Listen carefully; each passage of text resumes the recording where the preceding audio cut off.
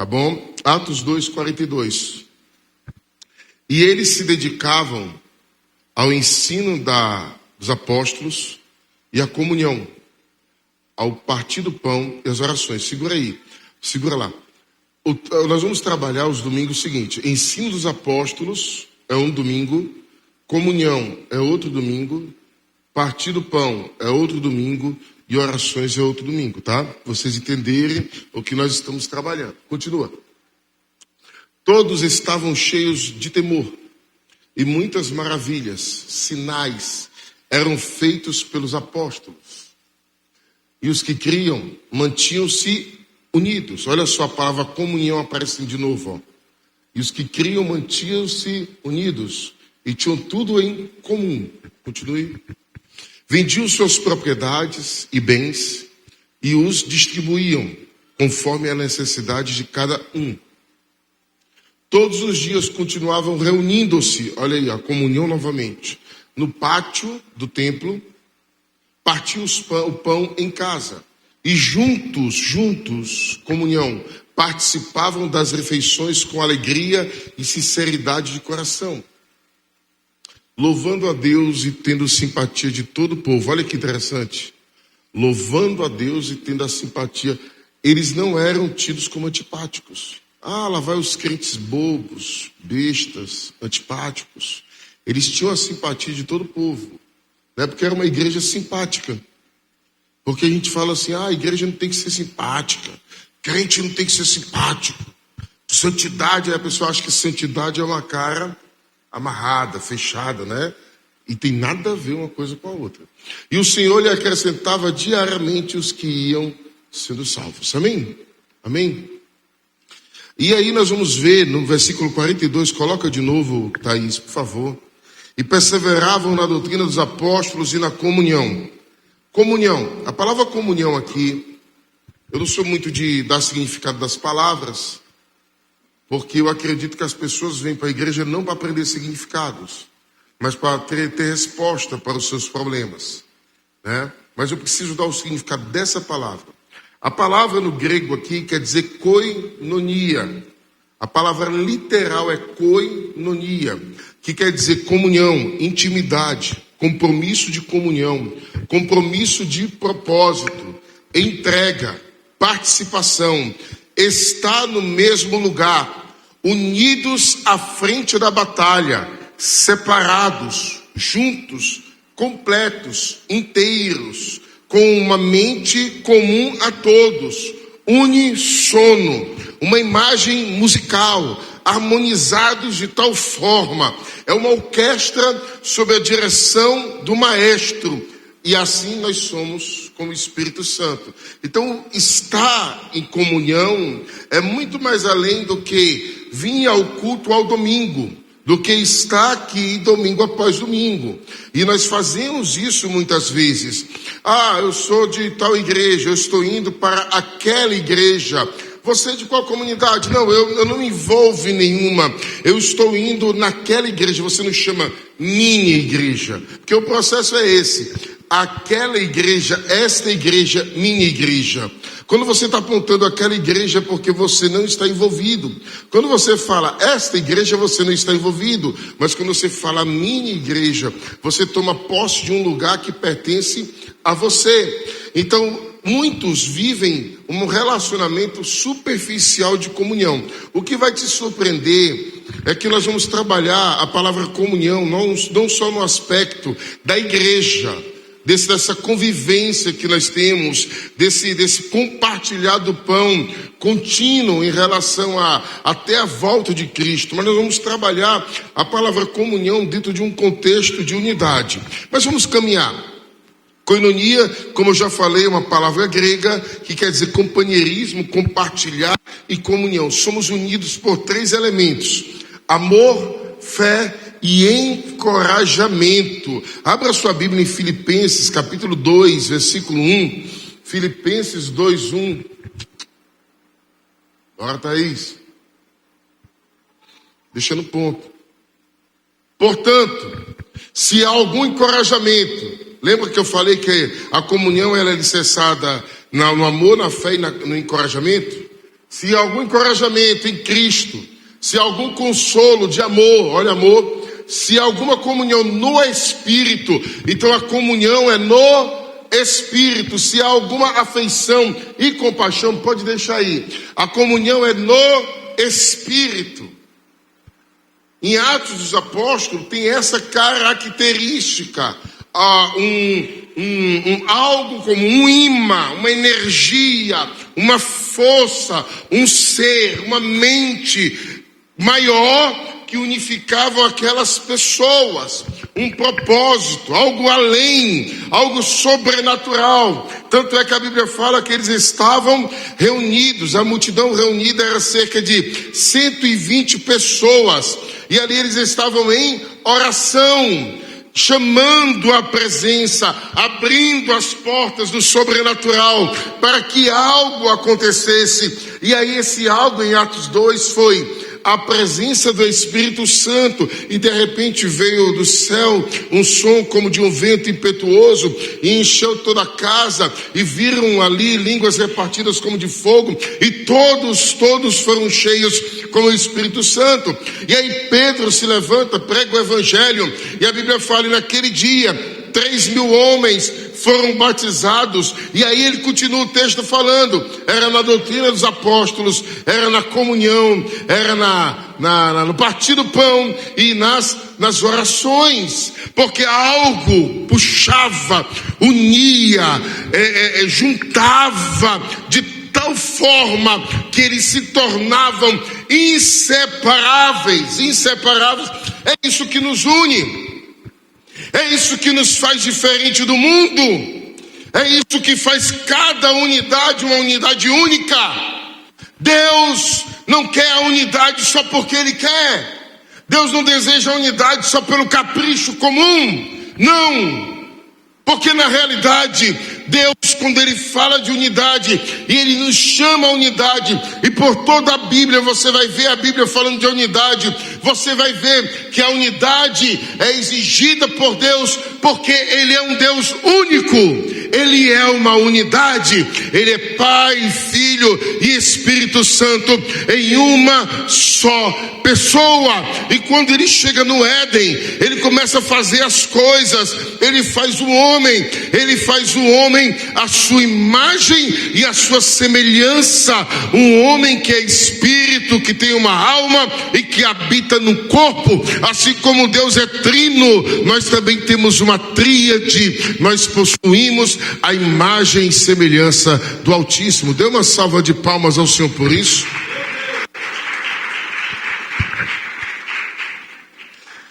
Coinonia está de acordo, é unidos em um só objetivo, é servir lado a lado. Não é eu sou melhor do que você. Ah, mas o senhor tem um título de pastor, quer dizer nada. Eu sou semelhante a você, servimos o mesmo Cristo, o mesmo sangue derramado na cruz por mim, foi por você. Abre em 1 João capítulo 1, Thaís, por favor. João capítulo 1, é esse? Não. O que era desde o princípio, capítulo 1, versículo 6. Se afirmarmos que temos comunhão com Ele, mas andamos nas trevas, mentimos e não praticamos a verdade. Pula. Se porém andarmos na luz, como Ele está na luz, temos comunhão uns com os outros. Pega aqui, segura aí. Quer dizer, se eu tenho comunhão com você, eu ando na luz. Logo, se eu não tenho comunhão, eu ando em trevas.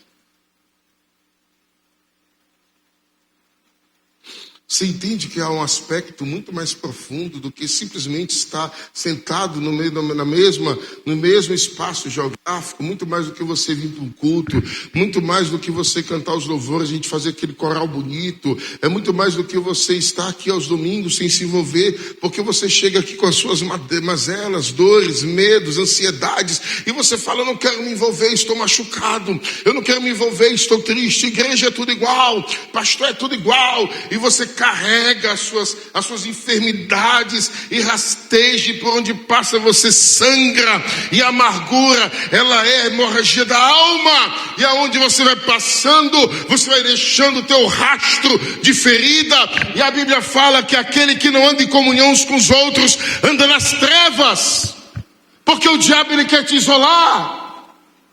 Quanto mais isolado você tiver, melhor para o reino das trevas. Você sabia, uma curiosidade, que a igreja fora da igreja é maior do que a igreja que se reúne? Você sabia que nesse exato momento tem uns ratos de internet dizendo que nós não devemos nos congregar, participar, nos envolver? E se você for estudar dentro de um perfil sociológico, se você for estudar dentro de um perfil psicológico, o isolamento é morte. Não é só Cristo que fala isso, não é só o apóstolo Paulo que fala isso, não é só João que fala isso. A ciência, ela fala acerca do isolamento. Uma das características do suicídio é o isolamento. Quando eu ingressei na faculdade, alguns anos atrás, na cadeira de sociologia, o professor Alexandre Carneiro, arrebentava aquele homem. Ele dando aula sobre Emile Durkheim, Augusto Comte, me conte. Ele falou que eu, para me identificar como homem, como ser humano, eu preciso estar na presença de outro ser humano.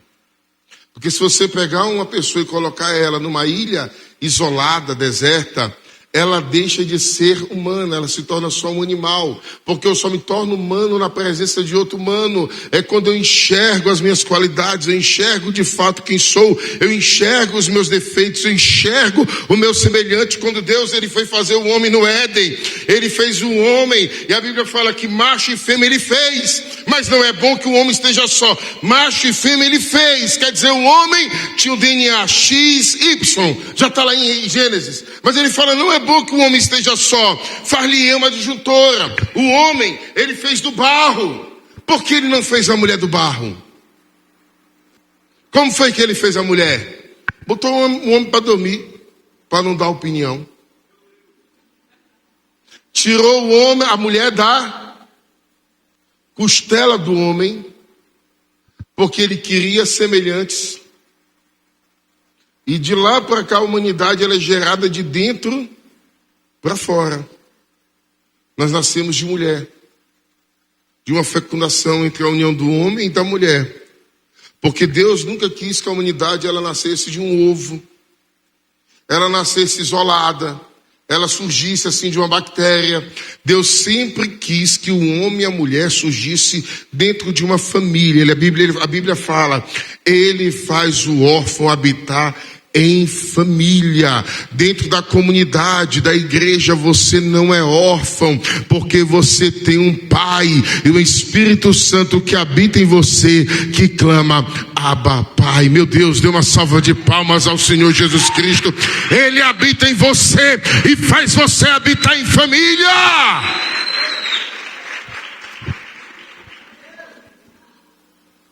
Romanos 12:10. Achou? Dedique-se uns aos outros com amor fraternal, preferindo dar honra aos outros mais do que a você. Você tem dado honra ao teu próximo? Você tem honrado? Semana passada eu me senti honrado pela irmã Isabel. Só pode ser ela. Me deu uma panelada. Meu Deus, eu comecei a suar agora. E eu sou cardíaco. Mas você tem dado honra se uns aos outros com amor fraternal, preferindo dar honra aos outros mais do que a você próprio. E nós damos mais crítica, nós jogamos as nossas dores em cima do outro, mas nós não damos honra. Você já honrou alguém essa semana? Esqueça da tua família, porque honrar de casa é muito fácil. Você já honrou alguém, você fez um telefonema, deu um abraço, disse quanto é importante, você elogiou alguém. Não, pastor, eu não elogio. Por quê? Não, pastor, não abraço. Por quê? Não, pastor, você entende que é muito mais do que você imagina. Eu estou citando textos de diversas partes da Bíblia para você entender que é mais profundo. Nós somos diferentes, nós somos a imagem do Criador, e por sermos a imagem do Criador, nós temos uma essência diferente. A divisão, a contenda, a rixa, os problemas não faz parte da imagem de Deus. Você não é desse mundo. Você não é desse mundo. Olha para a pessoa do seu lado e fala: você não é desse mundo. Não é. Porque nós somos espírito, nós somos um espírito. Nós temos uma alma e habitamos no corpo. Mas a gente veio para cá. Mas nós vamos estar com o Senhor na sua eternidade. A Bíblia fala que será um novo céu e uma nova terra. Vai ser um novo movimento que Deus vai criar com todos aqueles que forem salvos. Aqueles que aceitarem Jesus como Senhor e seu Salvador. Eles vão ter a oportunidade de serem filhos de Deus. E por nós sermos espíritos, nós não somos desse mundo. Mas olha o que Tiago fala, Tiago 3,14. Achou? Tiago 3,14. Vocês nem sabem, 3,14 não. Isso. Contudo, uma vez que vocês abrigam no coração inveja amarga e ambição egoísta, não se gloriem disso, nem neguem a verdade. Continua. Esse tipo de sabedoria não vem do alto, mas é terrena, é humana, é demoníaca. É a nossa, pode deixar aí, é a nossa natureza pecaminosa. Depois que Adão cai, nós herdamos uma natureza pecaminosa. Essa natureza pecaminosa que habita em nós, ela quer fazer separação. Eu falei para minha esposa, eu esqueci, deixei de falar hoje de manhã, para algo que é muito forte. Sabe qual é a causa do sofrimento do seu relacionamento de casal, seu relacionamento com o filho? Porque tudo que eu estou falando aqui é aplicado no seu relacionamento do dia a dia.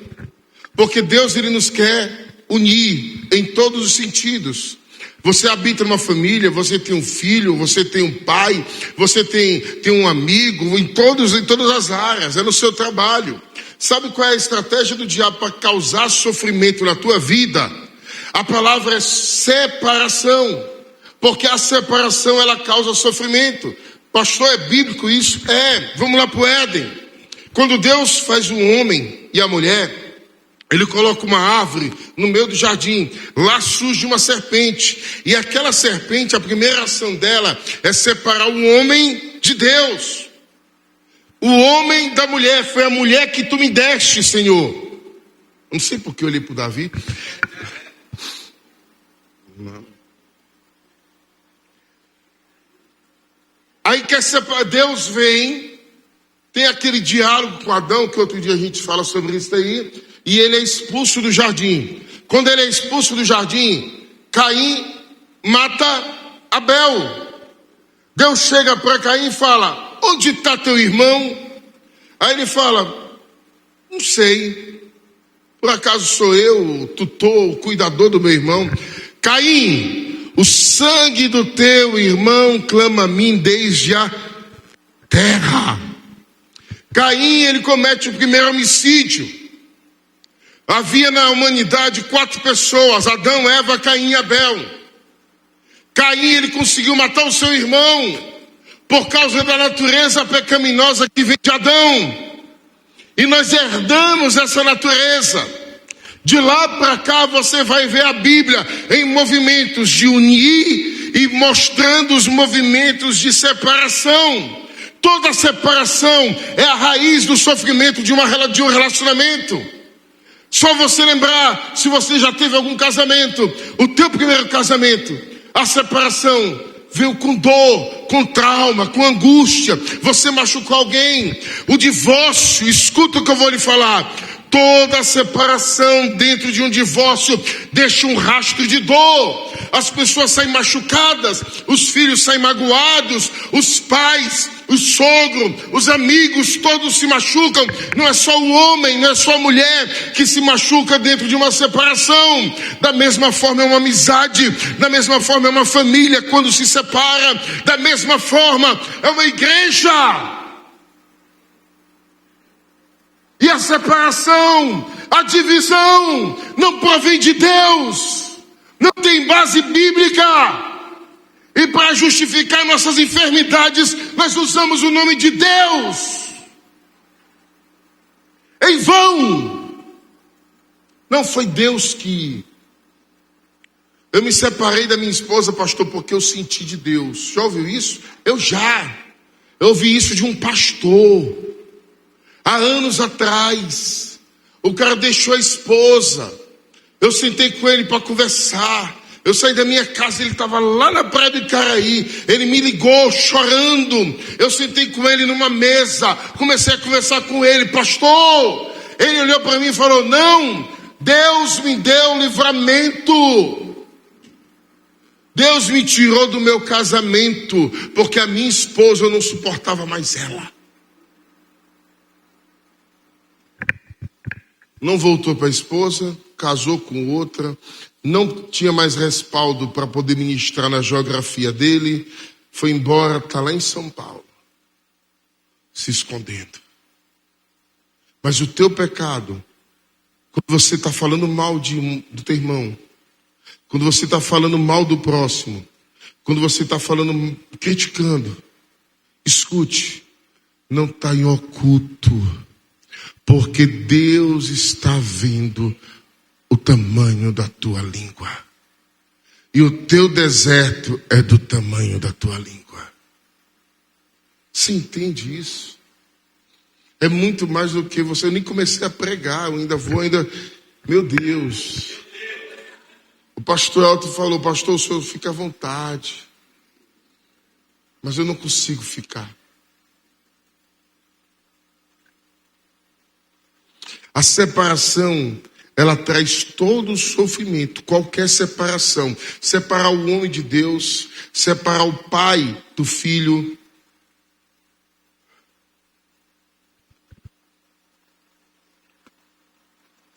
Deixa eu falar algo que vai te deixar encucado. Todo casamento ele é perfeito. Todo casamento ele é perfeito. Toda relação de pai com filho é uma relação perfeita. Toda igreja, toda comunidade, ela é perfeita. A família, ela em si é um projeto extremamente perfeito, arquitetado. Os problemas que você tem dentro da sua família é justamente os traumas que você carrega e você lança em cima do outro. São os fardos e os embaraços que você tem e você traz para dentro da relação, do relacionamento. Você vê 2 jovens se unindo para um casamento, tem mais chance de dar certo do que uma pessoa que está no 2º ou 3º relacionamento. Está um silêncio aqui, né? Se tiver pesada a mensagem, vocês sinalizam, tá? Que eu vou continuar.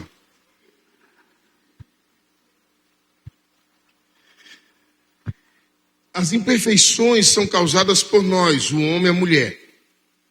Quando nós saímos de uma relação de divórcio e nós vamos entrar em outra relação sem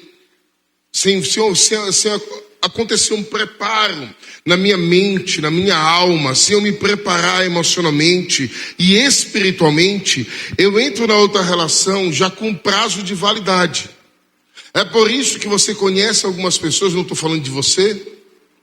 Você conhece algumas pessoas que tiveram uma separação, tentaram uma segunda, não deu certo, tentou uma terceira, não deu certo, já está no terceiro ou quarto namorado ou namorada fora da primeira relação, porque não conseguiu se encontrar. E aí começa a criar um estigma, homem é tudo igual, mulher é tudo igual, ninguém presta. Por quê? Porque ela quer se envolver dentro de um embaraço, um emaranhado de emoções, dentro de problemas terríveis. E aí vai trazendo isso, vai alimentando. A relação do pai e do filho é da mesma forma. Os pais muitas vezes projetam nos filhos os seus traumas do passado. Os traumas que eles carregam. Um pai abusador, um pai violento, um pai ausente, um pai alcoólatra. Eu entro no casamento e aquilo que eu não fui curado com meu pai, eu vou reproduzir no meu filho. E às vezes o que eu reproduzo é o excesso no outro extremo. Eu me torno carinhoso demais, tutor demais, ao ponto de querer proteger o meu filho e colocar ele numa redoma, porque eu não quero que ele se machuque, eu não quero que ele... E ali eu vou criando outros níveis de enfermidade na minha geração. É por isso que as gerações estão doentes. Quando Deus ele chega, foi Rebeca que a mãe de Isaú e Jacó? Rebeca, obrigado, Bruno. Rebeca, quando Deus chega para Rebeca, ele fala assim: no teu ventre há 2 crianças. Foi assim? Não. Deus fala: no teu ventre há 2 nações. Escute, eu não ia falar isso hoje, nem falei de manhã, mas eu vou falar agora. É por isso que o aborto traz consequências espirituais terríveis. Deus fala para Rebeca: no teu ventre há 2 nações. Porque de uma pessoa virá uma geração. Quando você aborta uma criança, você está abortando não só uma vida, você está abortando um pai e uma mãe, um avô e uma avó, um bisavô, uma bisavó, e assim por descendência. Uma criança que é abortada, você está impedindo que aquela criança ela tenha uma história sobre a terra. Você nasceu. Hoje eu tenho 2 filhos lindos. Talvez futuramente eu vou ter 2 netos, 3 netos, não sei. E assim por diante. Eu tenho uma geração porque eu fui permitido nascer. É a mesma coisa. O que é que o diabo ele quer? Ele quer fazer uma separação entre pais e filhos, entre marido e mulher. Ele quer fazer uma separação entre irmão e irmã, entre igreja e igreja. E aí você não dura, você chega aqui e não consegue se consolidar, você não consegue viver nessa comunhão do Espírito Santo, debaixo da doutrina dos apóstolos. Por quê? Porque você fica vagando, com o teu coração separado, machucado, e você não avança, e a tua vida continua travada, porque você abre portas de maldição sobre a tua vida, porque todo isolamento traz trevas, traz morte. Está na Bíblia. Não é algo que eu estou desenhando. Porque eu estou trazendo vários versículos para fundamentar aquilo que eu estou falando. Vamos lá para outro texto, pode ser? Natureza pecaminosa é uma herança. Abre em Tiago capítulo 4.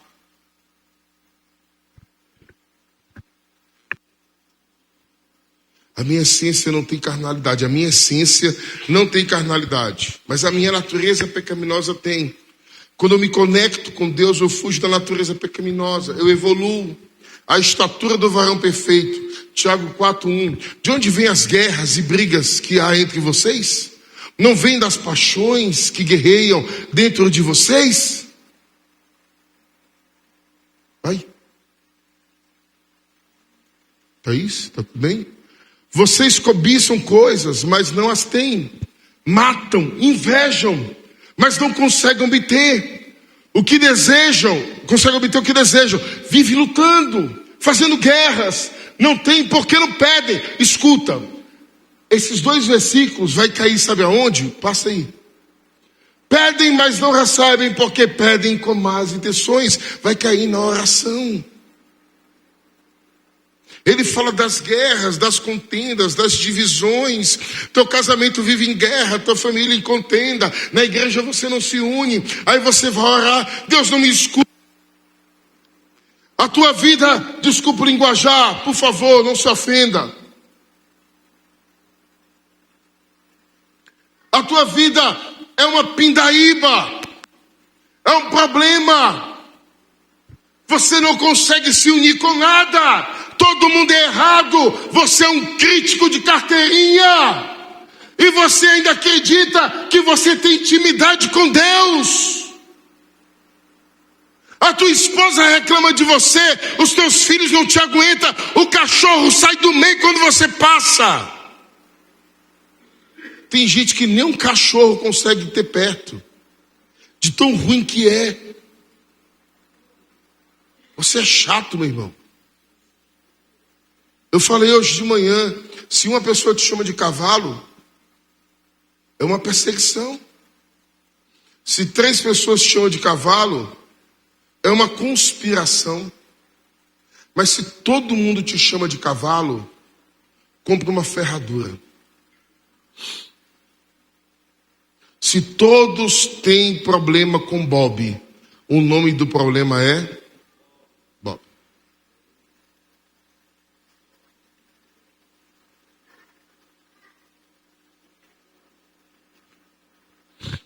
Esse é meu jeito, pastor. Não, irmão, Deus não te fez isso, não.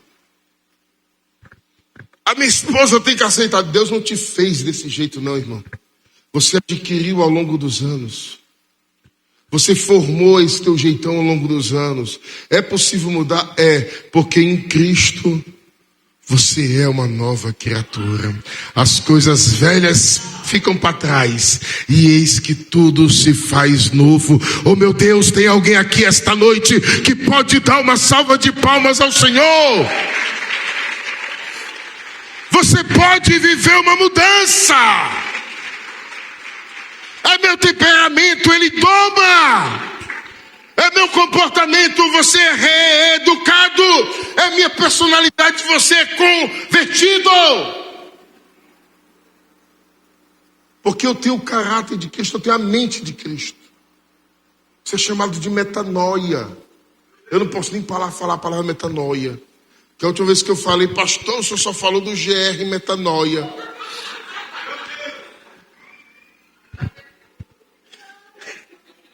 Meu Deus do céu.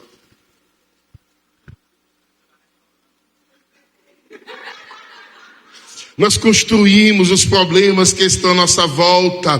Quando não nos relacionamos como deveríamos nos relacionar, construímos argumentos, desculpas, justificativas carnais, procuramos negar a verdade. Uma das grandes falhas são as fantasias que criamos, imagens que criamos, ficamos supondo, deixamos de viver o momento presente. Eu não gostei de fulano. Por quê? Não sei. Mas eu não gostei. Fulano é tão besta. Esse pastor. Pensa que eu não já ouvi isso. Pastor fulano não gosta de ti por quê? Ele disse que acha o senhor um boçal.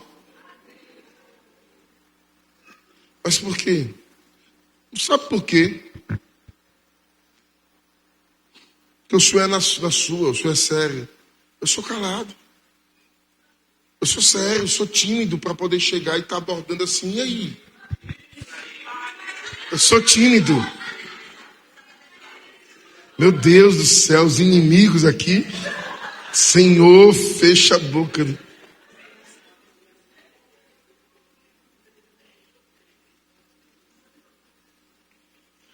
Meu Deus. Os visitantes aqui, gente. Poderíamos estar cuidando uns dos outros. Poderíamos estar amando uns aos outros, nos importando uns com os outros, mas a nossa natureza pecaminosa nos leva à desconfiança, às rixas, às contendas, às guerras, e perdemos tempo. Tua identidade não é o teu passado. Olha para a pessoa do seu lado e fala assim: tua identidade não está no teu passado. Anota isso aí, Samara. Anota aí, Samara. O passado, ele tem que estar a serviço do presente e construindo o futuro. O passado que não serve o presente, ele não serve. O passado que te prejudica no presente é passado não resolvido. Se o teu passado traz uma perturbação no teu relacionamento atual, é porque o passado não está resolvido. Você tem que parar. A Bíblia fala, uma vez a Emanuele deu a palavra de oferta aqui, deixa a tua oferta no altar, vai, resolve o teu passado, depois você volta.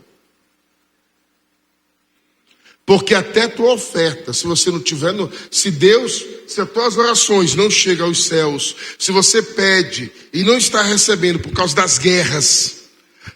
A Emanuele pregou aqui uma vez que se você vai ofertar e você tem alguma coisa, você sabe que o teu irmão tem algo contra você, deixa a tua oferta. Olha, até a oferta Deus não recebe quando você vive em problemas com o teu irmão. A tua comunhão atrapalha orações e atrapalha a oferta. Aí o que é que eu tenho que fazer, pastor? Para! E resolve o teu passado. Faz quanto tempo que tu não senta no colo do teu pai?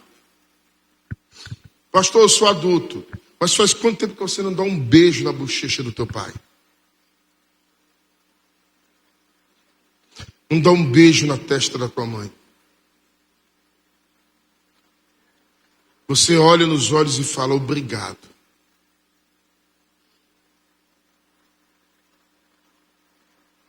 As pessoas que você machucou ou que te machucaram no passado, você precisa resolver.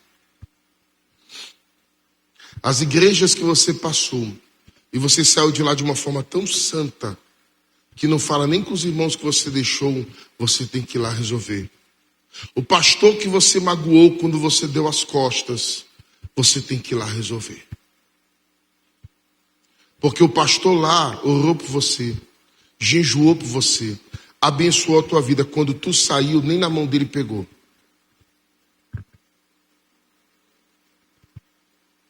Quando alguém chega para mim e fala assim, pastor, eu estou vindo para ficar aqui, eu pergunto, relacionamento, todos falam assim, não, pastor, era ótimo. E por que tu está saindo? Não, porque é tempo de Deus. O argumento sempre é o mesmo. É o tempo de Deus. Mas tá tudo resolvido. Então volta lá, compra um presente, vai presentear o teu pastor e agradece a ele por todas as orações. Vai é uma ova. Pode falar ova aqui no público? Pode, né? Vai não, meu irmão. Não, pastor, eu já fui. Eu não quero ir mais lá. Eu não sei o quê. Porque não resolveu. E não vai andar. Escuta o que eu vou lhe falar e anota isso. Qualquer dia eu vou trazer isso na palavra para aprofundar. Não dá tempo hoje. Mas escuta, olha para cá. Toda vez que eu me coloco em posição superior a uma posição de autoridade, eu trago para mim um espírito de escassez. E eu provo isso na palavra. Toda vez que eu escuto, isso é muito forte. Toda vez que eu me coloco em uma posição superior a alguém que veio antes de mim, pai, mãe, tio, professor, mentor, pastor, eu me acho superior, eu quero ser superior a essas posições que vieram antes de mim, eu pago com problemas financeiros. Por isso que muitos não prosperam. Porque você não honrou seu pai e sua mãe. Você desonrou seus professores. Você desonrou seus pastores. Porque você se acha melhor. Não porque eu passei no concurso. Não porque eu montei um negócio. Não porque eu dei certo na vida. Só que o teu sucesso tem data de validade. Se você não parar hoje para resolver as coisas que você deixou lá atrás. Para salvação, arrependimento, mas para cura, confissão. Se você não aprender a confessar, resolver, voltar, Jacó levou 12 anos para voltar, Moisés levou 40 anos para voltar. Pastor, quantos anos eu posso utilizar como parâmetro? É hoje. porque você está aqui hoje.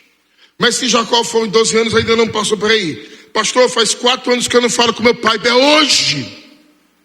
12 anos foi para Jacó se reconciliar com seu irmão, e ainda não ficou resolvido. Porque lá na frente, 400 e poucos anos depois, estava a geração de Jacó guerreando contra a geração de Esaú. Porque para Jacó resolveu, mas para Esaú não. Quando você não resolve pendências, as tuas gerações pagam. E nós estamos pagando dívidas de gerações passadas que nós nem sabemos.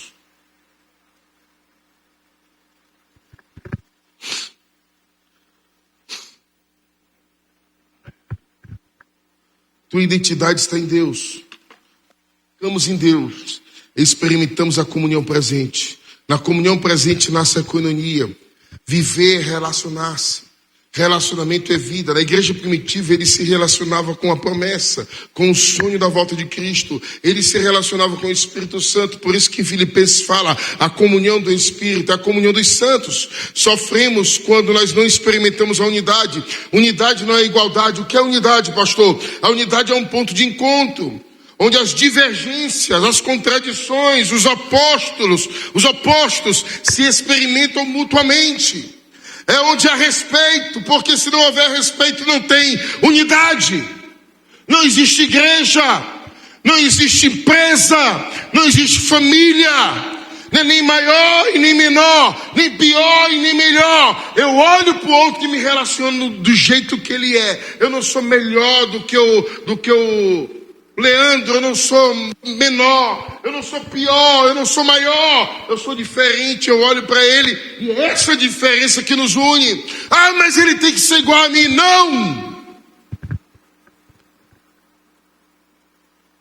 Jesus ele deixou claro que nós devemos vir até ele do jeito que nós estamos. A Bíblia fala que é o Espírito Santo que convence o homem, não sou eu. Temos que parar de deixar de uniformizar, porque meu filho tem que fazer do jeito que eu mando, minha filha tem que fazer do jeito que eu quero, meu esposo tem que ser do jeito que eu quero. Esse é o conflito, essa separação. Quem disse que você vai conseguir mudar o seu esposo? Não existe mulher que consiga mudar o seu esposo. Você tem que se relacionar com ele do jeito que ele é. É você dizer um sim absoluto para o esposo que você tem. E pastor, como é que muda? Muda você. É você dar um sim absoluto para a mulher que você tem. E como é que eu vou conseguir mudar minha mulher? Muda você. Porque quando você começa a efetuar as mudanças em você, a minha esposa falou ontem na palestra para casais, primeiramente Deus, aí a gente sempre ouviu falar família, ministério, e a gente vai descendo naquela pirâmide, não é isso? A minha esposa ontem tem uma ordem que é bem inteligente. Primeiramente Deus, depois você, depois família. Eu acrescento, primeiramente Deus, depois você, depois relacionamento de casal, depois família. Porque eu só amo o próximo como eu amo a mim mesmo. Se eu não me amo, como é que eu vou amar meu esposo? Se eu não me amo, se eu não cuido de mim, se eu não zelo pela minha sanidade mental, se eu não zelo pela minha espiritualidade, como é que eu vou ensinar os meus filhos a serem devotos? Então eu cuido de mim para poder cuidar da minha esposa. Nós cuidamos um do outro mutuamente para cuidar da família, dos filhos. E ali eu formo o meu ministério. Escuta, não existe unidade entre eu e você. Não existe unidade entre eu e você. A unidade que existe em nós. Toda vida que eu me coloco como eu e como você, eu não estabeleço a unidade. Não é eu, Juliano, você, Fabiana. Não é. Não tem unidade. Porque o meu salário, meu celular, é a minha forma de pensar, é o meu jeito de assim. Não. O amor, só existe amor divino, ágape, quando ele é incondicional. Tudo crê, tudo espera, tudo sofre, e tudo suporta. Então é no nós. É quando eu entro numa relação, Vitória, e eu falo assim, eu me sacrifico pela Fabiana e pelos meus filhos. E ela entra numa relação, ela fala, eu me sacrifico pelo Juliano e pelos meus filhos, é por nós. Não tem mais o que eu quero, a minha vontade, a nossa vontade. Não tem mais o meu sonho, o nosso sonho. Não tem mais o meu desejo, o nosso desejo. Na igreja é a mesma coisa. Quando eu chego aqui, é minha opinião, é meu jeito, é a minha forma de pensar. Porque eu sou assim, porque eu sou desse jeito. Tem que me aceitar. Não, irmão, é o nós. Quando você entende que é o nós, você entende que o sacrifício faz parte de uma oferta a Deus, de uma entrega, de uma adoração. É quando você fala, eu vou chegar cedo no culto, porque o nós precisa. Eu vou me envolver no GR, porque o nós precisa. Eu vou ajudar no departamento, porque a obra, a igreja não pode sofrer, porque toda vida que você fala, sou eu, a obra sofre, o corpo sofre. O apóstolo Paulo compara nós como um corpo. E se cada qual cumprir a sua função da forma correta, o corpo não vai sofrer. Tu já recebeu, já levou uma topada com o dedo mindinho do pé na quina de uma porta, de um móvel? O que acontece quando você dá aquela topada do dedo mindinho na quina de um móvel, no pé de uma cama? O que acontece?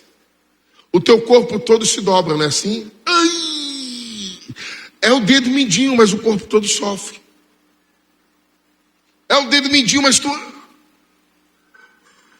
você trinca os dentes. Lágrimas saem dos olhos.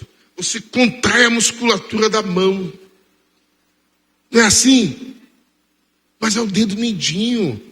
Ele não tem tanta importância. Mas se ele se machucar, todo o corpo sofre. Já prendeu o dedo na porta, já mordeu a língua. Você sente, você morde a língua, você sente. Você sente, irmão. Você põe a mão na parede. Não é assim. Eu estou parecendo o pastor Alto fazendo aquele teatro dele. O pastor Alto que ele não veja essa filmagem.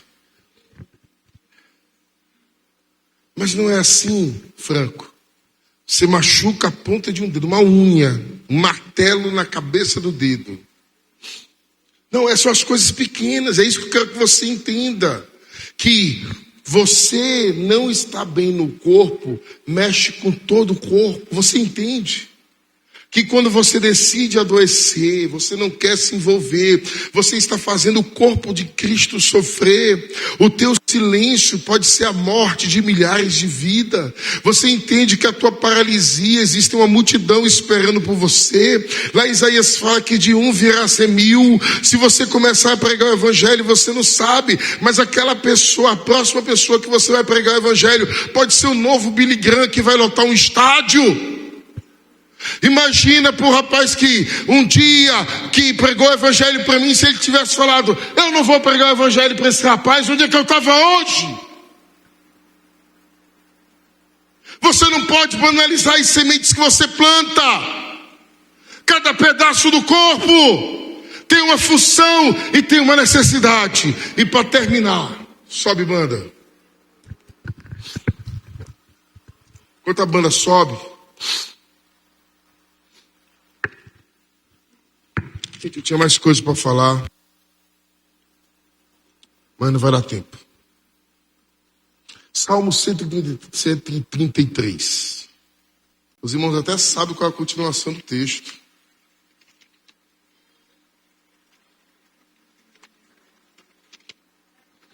O Senhor, 133, quão bom e agradável que os irmãos vivem em união. É como orvalho isso. Versículo 3, é como orvalho de Hermon, quando desce os montes de Sião, ali o Senhor concede a bênção e a vida para sempre. Certo? Como bom e agradável que os irmãos vivem em união, porque ali o Senhor concede a bênção. A bênção de Deus, a união é uma condição para a bênção de Deus na sua vida. A união com o seu pai, com sua mãe, com o seu irmão da igreja, com o seu filho, com o seu esposo, com a sua esposa, traz a bênção de Deus como óleo na cabeça de Arão. O óleo representa o Espírito Santo e como orvalho que representa a colheita. Quando você entende isso, você entende que você está invocando a bênção. E para concluir minha mensagem mesmo, lá em Gênesis, Deus nos fez macho e fêmea, e Ele nos colocou no jardim para cuidar e governar da terra. Quando é lá na oração do Pai Nosso, Jesus vai ensinar o Pai Nosso, Ele fala: Pai Nosso que estás no céu, santificado seja o vosso nome. Venha o teu reino. A gente precisava invocar o reino de Deus?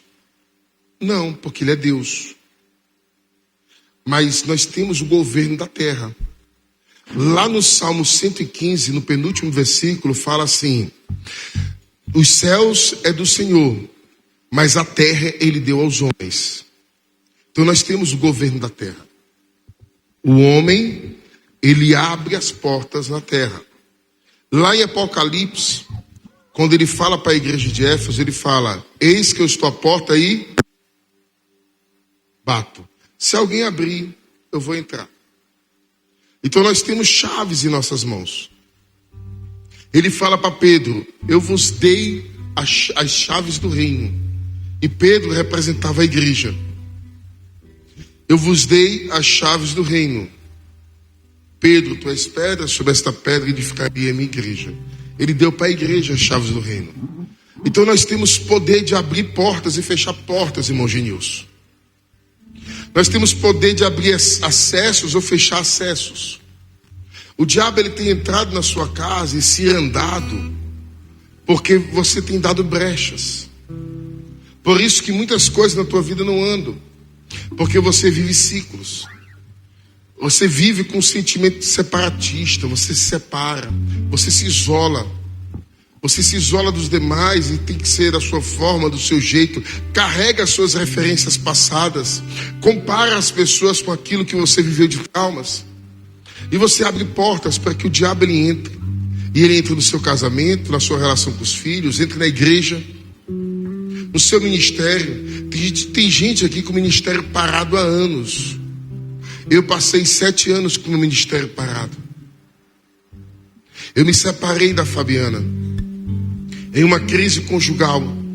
Eu me separei da minha esposa e passei 7 anos perdendo um tempo que era precioso.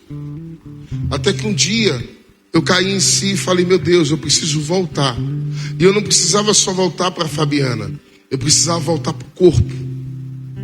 Eu podia só ter voltado para a Fabiana e tentado um trabalho fora e ter feito qualquer outra coisa da minha vida, mas não ia dar certo.